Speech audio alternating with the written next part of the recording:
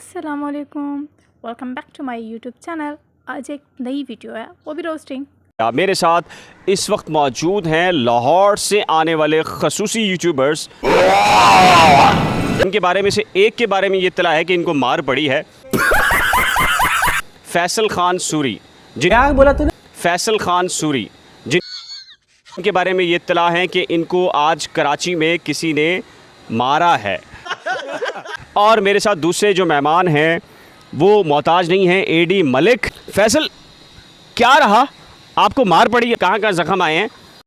कुछ मुंह में घुसेड़ा, उसके बाद गले को उधेड़ के नाक से बाहर निकाला, उसके बाद मेरी बत्ती गुल हो गई। तो जब मुझे मौका नहीं मिल पाया कि मैं सवाल कर पाऊँ तो मैंने दूर से आवाज़ लगा दी। ऐसे था कि मैं लाहौर में खड़ा हूँ, कराची आवाज़ जा रही है और मैंने कहा ये देना मैं तेरे वास्ते नाची रे। तकरार हुई है जिब्रान नासिर से।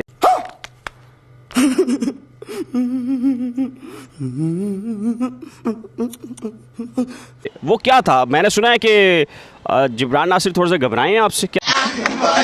नहीं, मैं उनसे बहुत घबरा गया था क्योंकि उनकी पर्सनैलिटी बहुत अच्छी है, बहुत खूबसूरत हैं। खूबसूरत? हाँ, दाढ़ी बहुत प्यारी है और ऐसी लड़की होती तो मैं काश सेट कर पाता। आप उनके मनपसंद यूट्यूबर नहीं है ना? हम कुत्तों से बात नहीं करते। अच्छा, मैं थोड़े से आगे बढ़े हैं तो वो सीढ़ियों की तरफ बढ़े हैं, तो वो सीढ़ियाँ चढ़ने की कोशिश कर रहे थे तो मैंने उनकी टांग खींच ली। जरा सबर करो। तो मैंने कहा जिब्रान साहब मुझे बताते तो जाइए कि आप नाकाम हैं, साबित हो चुके हैं। तो उन्होंने कहा, उन्होंने इधर उधर देखा तो उनके मनपसंद लोग खड़े थे। ये मनपसंद लोग जो है ना वो मीठे लोग रखते हैं, खालिस मर्द जो होता है ना वो मीठे लोग नहीं रखते, ठीक है ना। और इस वक्त जो है ना मुझे आप ज़्यादा मीठे लग रहे हैं। तो उन्होंने कहा बेटा नीचे आ जाओ, नीचे आ जाओ, नीचे जाके मैं प्रेस कॉन्फ्रेंस करता हूँ।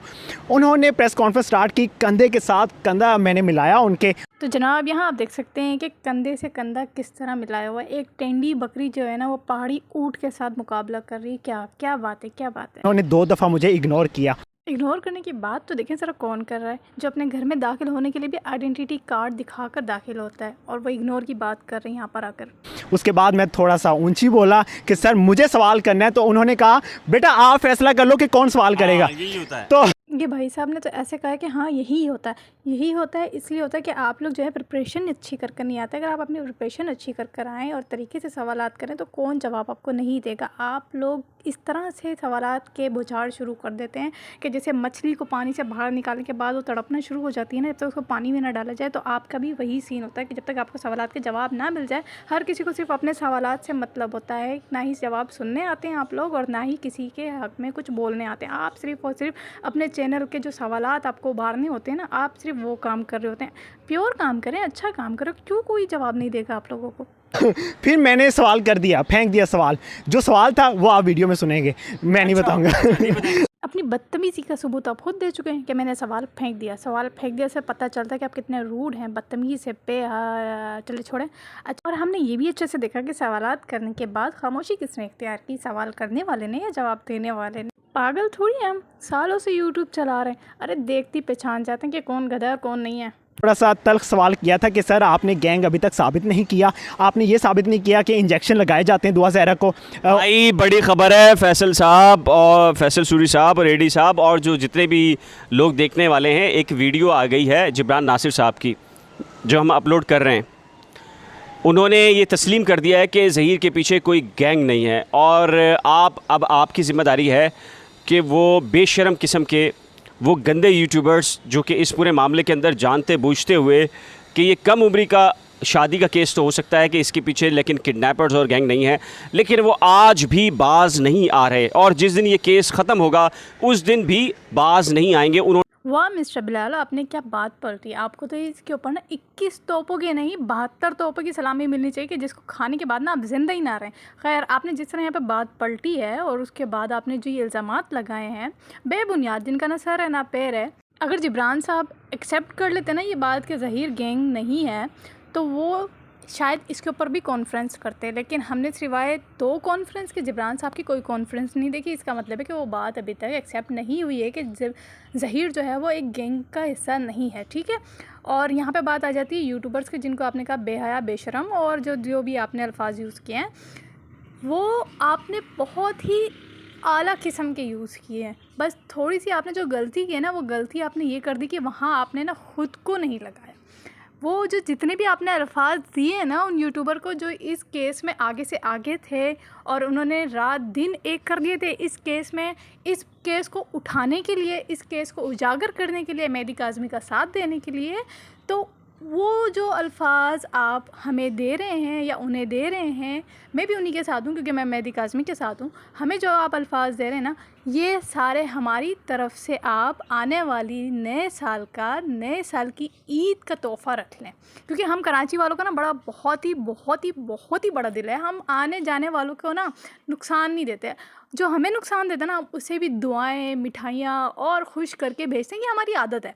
हम कराची वाले किसी को भी जो है ना पाबंद नहीं करते किसी चीज़ के ऊपर, किसी चीज़ से नुकसान नहीं देते, किसी भी चीज़ से हरेसमेंट नहीं करते। ठीक है ना? आप मेरी बात को बहुत अच्छे से समझ रहे होंगे, और अगर मेरी बात नहीं समझ आ रही हो तो मेरी बात को रिपीट कर के सुन लें, शायद आपको समझ आ जाए। ठीक है? और यहाँ पे बात आ जाती है कि जी ज़हीर गैंग नहीं था, ज़हीर जो है वो गैंग का सरगना नहीं था। तो भाई जब 52 दिन बच्ची उनके पास नहीं आई अपने वालिदैन के पास, तो ज़हीर जो है क्या दुआ की आरती कर रहे थे, पूजा कर रहे थे, या आप लोग जो हैं वो चिल्ला काट रहे थे कि हम बच जाएंगे, या हम जो है ना चिल्ले के ज़रिए एक सेटेलाइट प्रोजेक्ट स्टार्ट कर देंगे, तैयार कर देंगे मेहदी काज़मी के, डायरेक्ट घर पे स्टार्ट करेंगे कि देखें भाई आपकी बच्ची जो है सेफ़ है, महफूज हाथों में है, हम कोई इसको बेच नहीं रहे, हमने इसे निकाह कर लिया है। आप ये कोई काम करने वाले थे? आप गैंग का हिस्सा नहीं थे, या ये कोई किडनैपिंग केस नहीं था तो बच्ची को लेकर आते।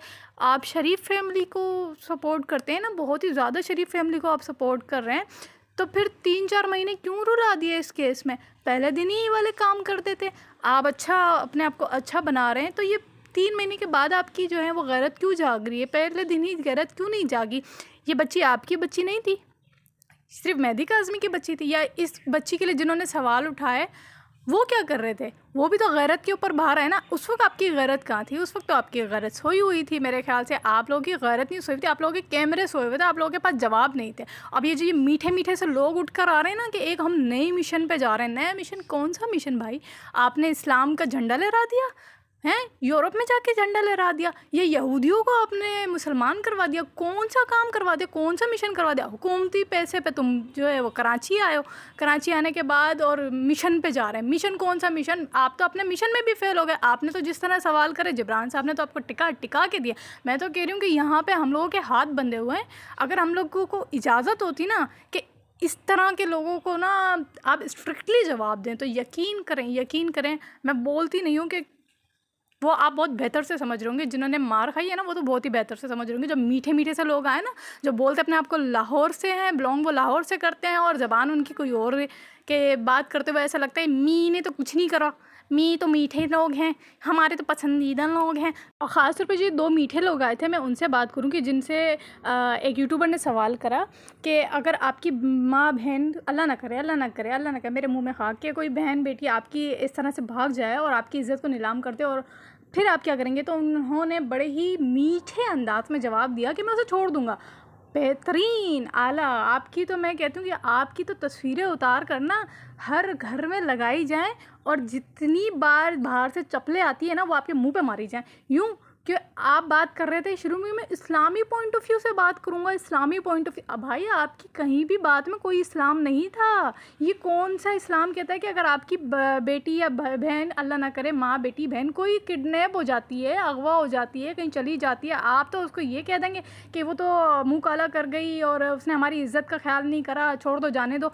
बेहतरीन। आपकी तो गैरत, मैं कहती हूँ कि खैर गैरत होगी तो आपकी गैरत जागेगी ना। अगर आपके अंदर गैरत होती तो आप ये सवाल ही नहीं करते। आप इतनी दूर से यहाँ पर बात करने आए, आपको बात करने का तरीका तो है नहीं, आप में गैरत क्या होगी? ठीक है ना, गैरत तो छोड़ ही रहे हैं। आप जैसे लोगों में गैरत मिलती भी नहीं है और हम उम्मीद भी नहीं करते। दूसरे यहाँ पे जो एडी मलिक साहब है जिन्होंने कहा कि मैं अपनी बेटी को भूल जाऊँगा, तो भाई ये जिगरा सिर्फ और सिर्फ बेगैरत लोग रख सकते हैं।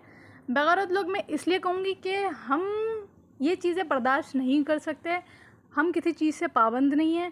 आप चाहें तो मेरा चैनल 10 बार क्या 1000 बार ब्लॉक करें, रिपोर्ट करें, कुछ भी जो आप कर सकते हैं करें, क्यों? मैं यहाँ डॉलर कमाने नहीं आई भाई। ये वाले काम ना सिर्फ़ और सिर्फ ये मीठे लोग कर सकते हैं, जो आने के बाद अपनी गैरत को भूल जाएं, अपनी इज़्ज़त को भूल जाएं, और किसी के साथ अपनी इज़्ज़त गैरत को देखें भी ना तो आंखें बंद करके वहाँ से गुजर जाएं। बल्कि वो तो आंखें बंद भी करना भी छोड़ो, ये तो खुद वहाँ से रास्ता काट लेंगे कि हमारी इज़्ज़त गैरत यहाँ पर है, अगर उसने हमें देख लिया तो हम उसको क्या जवाब देंगे। ये वो लोग हैं। तो भाई मुझे आपसे तो यही उम्मीद थी। जब मैंने आपको पहली बार आपकी बात सुनी ना, तो मुझे लगा शायद आपने जब कहा कि मैं इस्लामी पॉइंट ऑफ व्यू से बात करूँगा, मुझे लगा शायद आप अच्छे तरीके से बात करेंगे, कोई इस्लामी एक कोई हदीस देंगे जो शायद हमारे इल्म में ना हो, क्योंकि आजकल इतना फास्ट ज़माना है कि हो सकता है कि हमारे जहनों में वो हदीस ना हो जो आप हमें दे जाएं, और कोई ऐसी हदीस हो जो इस मामले पे बोलनी चाहिए। खैर वो तो हमें आपकी तरफ से नहीं मिला। मेरे भाई, ये खुद मुख्तियारी का मतलब ये नहीं है कि इंसान जो चाहे करे, नहीं। मैं तो यहाँ कवानीन से भी यही गुजारिश करूँगी, कवानीन के मुहाफ़िज़ से भी यही गुजारिश करूँगी कि खुदारा कानून के अंदर थोड़ी सी तब्दीली लाई जाए। ये कम उम्री वाला जितना भी केसेस आपके सामने आते हैं ना, प्लीज़ इस पर कार्रवाई सख्त से सख्त की जाए और इस पर काम किया जाए। दूसरा ये कि ये जो कहते हैं कि भाई बच्ची बालिग है और वो अपनी मर्ज़ी के मुताबिक जो है वो फ़ैसला कर सकती है, तो मैं ये कहना चाहूँगी कि ये हक़ सिर्फ़ और सिर्फ माँ बाप के पास ही रहना दीजिए। इस हक़ के मुहाफ़िज़ आप लोग ना बनें और ना ही इसमें दखल अंदाज़ी करें। क्योंकि माँ बाप से बेहतर अपनी औलाद का फ़ायदा नुकसान कोई नहीं सोच सकता। मैं चाहती हूँ कि हमारे कवानीन में जो थोड़ी बहुत तब्दीली का ज़िक्र यहाँ हो रहा है, वो ये होना चाहिए कि लड़की बालिग हो 18 साल के बजाय उसकी उम्र कम से कम 22 साल नहीं तो 20 साल होनी चाहिए।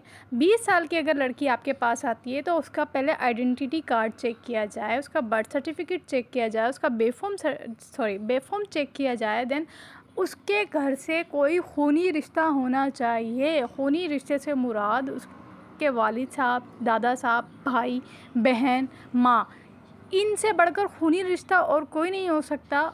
सो प्लीज़ इस पर वर्क करें, इस पर गौर करें। और मेरी अगर कोई बात बुरी लगती है या किसी को मेरी बात ऐसा लगता है कि मैंने उसकी दिल आज़ारी की है या उसको दुख पहुंचा है मेरी बात से, या मेरी बात जो है वो डबल मीनिंग है, तो सॉरी, उसके लिए मैं माज़रत करती हूँ। But we should take change in our laws for court marriage. Thank you so much. Allah निगहबान।